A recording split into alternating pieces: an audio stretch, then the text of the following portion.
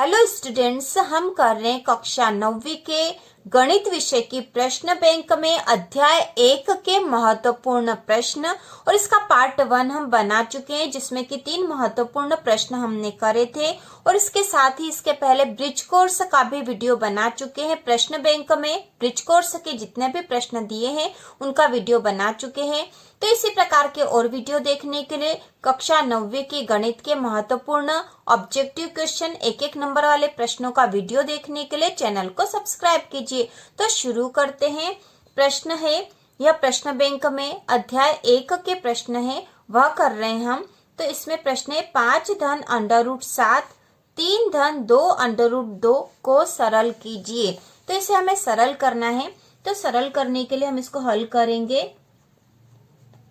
हल 5 धन √7 जो प्रश्न दे रखा, पहले हम लिख लेते हैं। 5 धन √7 3 धन 2 √2।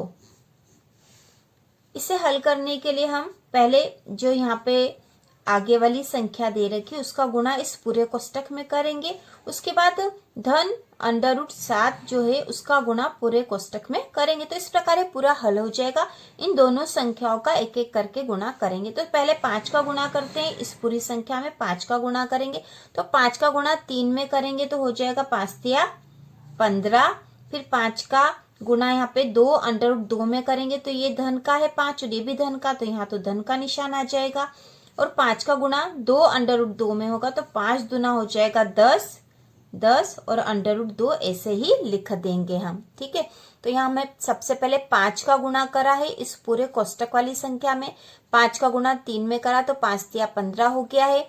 फिर ये भी धन का और ये भी धन का था, मतलब इसके आगे कोई निशान नहीं, मतलब ये धन की संख्या है 5। और यहाँ पे जो 2 है इसके आगे धन का निशान है तो यह भी धन का है। तो 5 का गुणा अब हमने 2 √2 में करा तो 5 दूना 10 √2 ऐसे ही लिख देंगे। तो यहाँ पे एक कोष्टक वाला एक संख्या का गुणा हमने इस पूरे कोष्टक में कर दिया। अब हम धन √7 का गुणा भी इस पूरे कोष्टक में कर देंगे। तो √7 का गुणा 3 में करेंगे तो ये हो जाएगा 3 √7। अंडर वाली संख्या है पीछे लिखा जाती है, इस प्रकार से इनको लिखते हैं। 3 का गुणा या फिर √7 का गुणा 3 में करा तो हो जाएगा 3 √7। इसी प्रकार ये भी धन का और ये भी धन का, तो यहाँ पे चिन्ह आएगा धन का। अब √7 का गुणा हम करेंगे 2 √2 में। 2 √2 में हमने √7 का गुणा करा तो अंडर वाली जो भी संख्या हो, जैसे ये √7 का और ये √2 का और इनका गुणा हो रहा है तो इनका आपस में गुणा हो जाएगा अंडर में ही, और आगे वाली जो संख्या वो ऐसे ही लिखी जाएगी। तो जैसे 2 तो ये है 2 और √7 और √2 हो गए, गुणा हो गया तो 7 दूनी 14 √14 हो गए। तो इस प्रकार यहाँ पर हमने इसको हल कर लिया है। अब यहाँ पे जो है 15 धन 10 √2 ये एक कोष्टक का हल हुआ है, और 3 √7 धन 2 √14। ठीक है, तो इस प्रकार इसको हमने सरल कर दिया और ये इसका हल है। इसके बाद अगला प्रश्न है √3 ऋण √5 √5 धन √3 को सरल कीजिए। तो इसे भी हमें सरल करना है, इसे भी हम उसी विधि से सरल करेंगे। तो यहाँ पे पहले हम हल लिख देंगे, हल, और जो हमारा जो सवाल है √3 ऋण √5 और √5 धन √3, इसको हमें सरल करना। तो इसमें हमें वही विधि अपनाएंगे जो इसके पहले वाले सवाल में करी थी। यहाँ पे जो आगे कोष्टक वाली संख्या है इसमें एक एक करके जो संख्या उनका गुणा इस संख्या में कर देंगे तो यह हल हो जाएगा, सरल हो जाएगा। तो सबसे पहले जो √3 है, √3 इसका गुणा इस पूरे कोष्टक में करेंगे। जैसे हम ऐसे भी लिख सकते हैं √3 और इसका गुणा होगा √5 धन √3 में। ठीक है, उसी प्रकार यहाँ पे क्या बचा, ऋण √5, ऋण √5 का गुणा भी फिर इन दोनों में होगा, जैसे √5 धन √3। ठीक है, तो इसे हम सीधे भी कर सकते हैं या फिर ऐसा भी लिख सकते हैं जैसे हमने लिख दिया है, इससे हम और आसानी से समझ सकते हैं। तो अब हम गुणा कर देते हैं। √3 का गुणा √5 में करा तो अंडर वाली संख्याओं का गुणा हो जाता है, तो ये हो जाएगा √15। √3 का √5 में गुणा करा तो √15 हो गया, 5 तिया 15 धन अब √3 का √3 में गुणा करेंगे तो हमें पता है कि किसी भी समान संख्या है अंडर वाली समान संख्या का गुणा करते हैं तो वही संख्या प्राप्त हो जाती है। जैसे √3 गुणा √3 तो यहाँ आ जाएगा 3, ठीक है, क्योंकि समान संख्या थी, 3 हो गया है। अब यहाँ पे आ जाएगा ऋण, ये ऋण का और ये धन का, तो धन ऋण ऋण होगा। √5 का √5 में गुणा करेंगे तो क्या मिल जाएगा हमें, समान संख्या, ये भी 5 है, ये भी 5 है, और अंडर का अंडर में गुणा होगा तो आ जाएगा यहाँ पे 5। अब ये ऋण का और ये धन का, तो धन ऋण ऋण हो गया, यहाँ पे ऋण धन ऋण हो गया है। अब ये √5 का गुणा √3 में होगा तो हो जाएगा √15, क्योंकि √ के अंदर जो संख्या उनका गुणा हो जाता है यदि असमान संख्या हो तो, और यदि समान संख्या हो तो वही संख्या प्राप्त हो जाती है। तो इस प्रकार यहाँ पे हो गया है √15। अब हम इसको और हल कर लेते हैं। तो इसको हल करने के लिए देखो यहाँ पे जो √15 ये तो धन का है और ये √15 जो ऋण का है, और धन और ऋण वाली संख्या समान है तो ये आपस में कट जाएगी, तो ये हमने इनको काट दिया क्योंकि ये ऋण का था और ये धन का था। अब यहाँ पे 3 ऋण 5 बचे हैं, मतलब ऋण 5 में से 3 घटाने हैं हमें, क्योंकि ये बड़ी संख्या, 5 में से 3 घटा देंगे तो बच जाएंगे 2, और जो चिन्ह होगा वो किसका आएगा, हमेशा बड़ी संख्या का। तो बड़ी संख्या 5 है, ये ऋण की है तो उत्तर आएगा ऋण के 2। उत्तर आया है ऋण 2, ये उत्तर आ गया हमारा, और ये हमने इसको सरल कर दिया है। के बाद अगला प्रश्न है √5 धन √2 का वर्ग को सरल कीजिए। तो इसे हमें सरल करना है, √5 धन √2 का वर्ग, इसे सरल करना है तो इसे हम हल करेंगे। हम तो यहाँ पे जो हमें जो संख्या दे रखी वह है √5 धन √2 का वर्ग। तो यहाँ पे इसे देखने से हमें एक सूत्र पता चल रहा है जो कि हमने पहले भी पढ़ा था, शुरुआत में ही हमने ये सूत्र पढ़े थे जब हमने अध्याय 1 और 2 पढ़ा था। उस समय यह था a धन b का वर्ग, ठीक है, a धन b का वर्ग। तो a धन b का वर्ग ही हो रहा है, a के स्थान पर √5 है, धन b के स्थान पर यहाँ पे √2 है, इस पूरे का वर्ग है, तो a धन b का वर्ग। तो a धन b का वर्ग क्या होता है, यह होता है a का वर्ग धन 2ab धन b का वर्ग, ये इसका हल होता है। तो यहाँ पे इसका हल भी हम यही करेंगे। इसको सरल करने के लिए a धन b का वर्ग का सूत्र लगा देंगे यहाँ पे। तो यहाँ पे a बराबर क्या है, a बराबर है यहाँ पे √5, ठीक है, a बराबर √5 है, और b बराबर क्या है, b बराबर है √2। तो अब हम इस अनुसार लिख देते हैं इसको। तो सबसे पहले a का वर्ग लिखना, मतलब √5 का वर्ग धन 2ab, a के स्थान पर है √5 और b के स्थान पर है √2ab है। 2ab मतलब a का b में गुणा का निशान है यहाँ पे, ठीक है।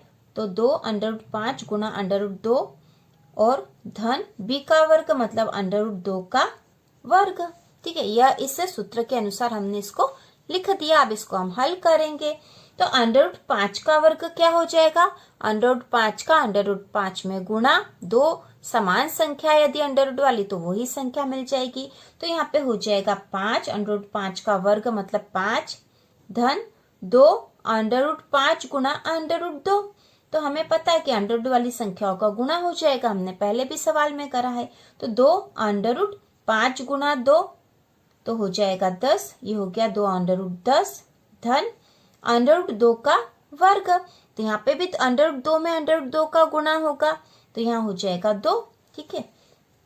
अब यहाँ पे यह भी धन की संख्या और यह भी धन की संख्या है, तो 5 और 2 हम लिख देंगे, यहाँ पे जोड़ के हम लिख दिया हमने 7, ठीक है। 5 और 2 हो गए 7 धन 2 √10। तो यह इसका हल हो गया है। यह हो गया हल इसका कि 7 धन 2 √10। इस सवाल का जो है इसको हमने सरल कर दिया और यही इसका आंसर है। यह 1 की प्रश्नावली में जो अगला प्रश्न बैंकों के अनुसार जो अगला सवाल है वह है निम्नलिखित के मान ज्ञात कीजिए। इसमें पहला है 64 की घात 1/2। तो इसे हम हल करेंगे। 64 की घात 1/2। इसे हल करने के लिए हम देखेंगे कि 64 को हम और किस रूप में लिख सकते हैं, इसे कौन कौन से छोटे भागों में लिखा जा सकता है। तो इसको लिखने के लिए इसको किस रूप में और लिख सकते हैं, इसके लिए हम करेंगे इसको इस प्रकार से डिवाइड करके देख लेंगे 64 को। तो 2 से यदि भाग देते हैं तो 2 तिया 6, 2 दूनी 4, फिर 2 से करेंगे तो 2 एकम 2, 2 छंग 12, फिर 2 से करेंगे तो 2 अट्ठी 16, उसके बाद फिर 2 से करेंगे तो 2 चौक 8 हो जाएगा, फिर 2 से करेंगे तो 2 दूनी 4 और 2 एकम 2। इस प्रकार इसके गुणनखंड निकाल लेंगे तो यहाँ पे 2 कितनी बार प्राप्त हो गया है, 1 2 3 4 5 6 बार। तो हम यहाँ लिख देंगे 64 के स्थान पर हम लिख देंगे 2 गुणित 2 गुणित 2 गुणित 2 गुणित 2 गुणित 2।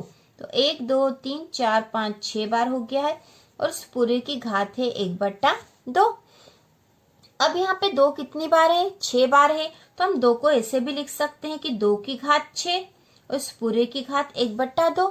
2 की घात 6 इसलिए लिखा क्योंकि यहाँ पे 2 6 बार है, इसलिए हमने लिख दिया 2 की घात 6 और इस पूरे की घात थी 1/2। अब हम इसको जब यहाँ पे घाते हैं तो ऐसी स्थिति में घात बाहर आ जाती है दूसरी घात के साथ गुणा में, तो ये हो जाएगी ऐसे, ठीक है, क्योंकि ये गुणा ही है इनके बीच में। तो ये घात यहाँ बाहर आ गई और इसके साथ गुणा में हो गई क्योंकि ये भी इसकी घात थी। अब इसको काट देंगे तो 2 एकम 2, 2 तिया 6, ठीक है। तो यहाँ पे कितना आ गया हमारे पास 3, क्योंकि ये तो 1 है, 1 का 3 में गुणा करेंगे तो उससे कोई फर्क नहीं पड़ेगा। तो यहाँ पे हो गया हमारे पास 2 की घात 3, ठीक है, 2 की घात 3। तो 2 की घात 3 का क्या मतलब हुआ, 2 की घात 3 मतलब 2 का 2 में 3 बार गुणा। तो हम कर देते हैं 2 गुणा 2 गुणा 2, 2 की घात 3 को हमने इस रूप में लिख दिया। अब इसको गुणा करके देख लेते हैं तो 2 दूनी 4, 4 दूनी 8, तो यहाँ पे हमें प्राप्त हो गया 8 और यही इसका आंसर है। अगला जो प्रश्न है 32 की घात 1/5, ठीक है, यहाँ पे जो है प्रश्न यह है 32 की घात 1/5 इस तरह से है। तो इसे हमें इसका मान ज्ञात करना है। तो इसका मान ज्ञात करने के लिए भी हम वही विधि अपनाएंगे जैसा कि हमने 64 सहित 1/2 का मान ज्ञात करने के लिए करी थी, मतलब इसके पहले वाले सवाल में करी थी। तो हम 32 को हम किस रूप में और लिख सकते हैं, यहाँ पर 32 को कैसे लिख सकते हैं, तो हम वैसे ही इसके गुणनखंड निकाल के देख लेंगे। तो ये है 32, 32 को सबसे पहले 2 से भाग देंगे तो 2 एकम 2, 2 छंग 12, फिर 2 से करेंगे तो 2 अट्ठी 16, फिर 2 से करेंगे तो 2 चौक 8, फिर 2 से करेंगे तो 2 दूनी 4 और फिर 2 से करा तो 2 एकम 2। तो यहाँ पे 2 कितनी बार आ जाएगा, 1 2 3 4 5 बार है गुणा में 2।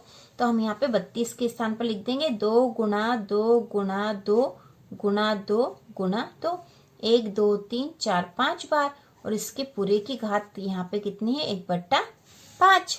क्योंकि 2 की घात 5 हो रही तो हम इसको ऐसे लिख सकते हैं, क्योंकि ये 2 गुणा में है 5 बार, ठीक है, 2 कैसा है गुणा में 5 बार है, 1 2 3 4 5 बार है, तो 2 की घात 5 हम ऐसे लिख सकते हैं। इसको हमने ऐसे लिख दिया।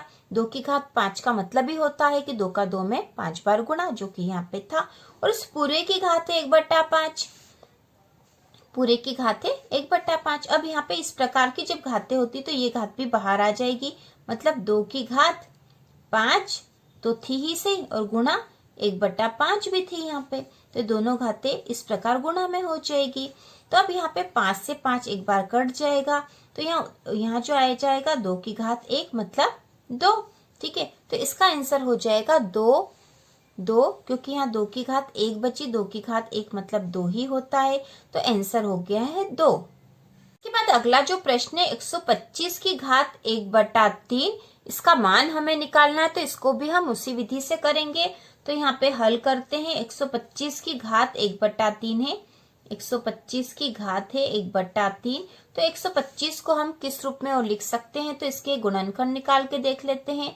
125 को किससे भाग लगाएंगे, तो ये 2 से भाग नहीं जाएगा, इसमें 3 से भी नहीं जाएगा, 5 से भाग जाएगा। तो 5 दूना 10 और 5 25, मतलब 5 बार भाग देंगे तो 25 हो जाएगा यहाँ। अब फिर से 5 से करेंगे तो 5 का पाड़ा 5 बार बोला तो 25 हुए हैं, फिर 5 से करेंगे तो 5 एकम 5। तो अब हम इसको यहाँ पर लिख देंगे 5 गुणा 5 गुणा 5, 5 3 बार आया है और इस पूरे की घात है 1/3। अब यहाँ पर हम इसको 5 3 बार गुणा में है, तो हम इसको कैसे लिख सकते हैं, 5 की घात 3, ठीक है। 5 की घात 3 उस पूरे की घात 1/3, जैसे कि हम हर सवाल हल कर रहे हैं। अब चूंकि ये घात यहाँ पर है और ये भी घात है इसकी, तो ये घात बाहर आ जाएगी गुणा में इसके साथ। तो 5 की जो घात हो गई 3 गुणा 1/3। अब 3 से 3 काट दिया, अब बच्चा 1, 5 की घात 1 मतलब 5 ही होता है, तो यहाँ पे उत्तर आ गया 5 और ये इसका आंसर है। के बाद इसी प्रकार का अगला प्रश्न है 16 की घात 3/4। तो इसको हम हल करेंगे। 16 की घात 3/4, तो 16 की घात 3/4 है, इसको भी हम उसी विधि से हल करेंगे कि हम 16 को और किस रूप में लिख सकते हैं और किस रूप में लिख सकते हैं। इसके लिए हम इसके गुणनखंड निकाल लेंगे। तो यहाँ पे जो 16 है इसको भाग लगा के देख लेंगे। 2 से जाएगा 2 8 16, फिर 2 से जाएगा तो 2 चौक 8, फिर 2 से होगा तो 2 दूनी 4 और फिर 2 से होगा तो 2 एकम 2। तो यहाँ पे 2 गुना में कितनी बार आएंगे? 1 2 3 4 बार। तो अब हम यहाँ लिख देंगे, यहाँ पे 16 के स्थान पर लिख दिया हमने 2 गुना 2 गुना 2 गुना 2, ये 4 बार हो गए 2 और इस पूरे की घात है 3/4। अब 2 4 बार गुना में है तो हम इसको कैसे लिख सकते हैं? 2 की घात 4, इस पूरे की घात है 3/4। तो अब ये जो घात है बाहर आ जाएगी, मतलब 2 की घात हो गई 4 गुणा 3/4। अब ये 4 से 4 कट गया तो क्या बचा है? 2 की घात 3, 2 की घात 3 बचा। तो 2 की घात 3 का मतलब क्या होगा? 2 गुना 2 गुना 2, मतलब 2 का गुना 3 बार है। तो इसका गुना करके देख लेंगे तो 2 दूनी 4, 4 दूनी 8 आए हैं, तो इसका उत्तर हो जाएगा 8। ठीक है, इसका उत्तर हो जाएगा 8। तो यह अध्याय 1 का आपका पार्ट 2 था। इसका पार्ट 3 भी बनेगा जिससे कि इसके सभी प्रश्नोत्तर हो जाए। तो इसी प्रकार के और वीडियो देखने के लिए और महत्वपूर्ण प्रश्नों के लिए चैनल को सब्सक्राइब कीजिए।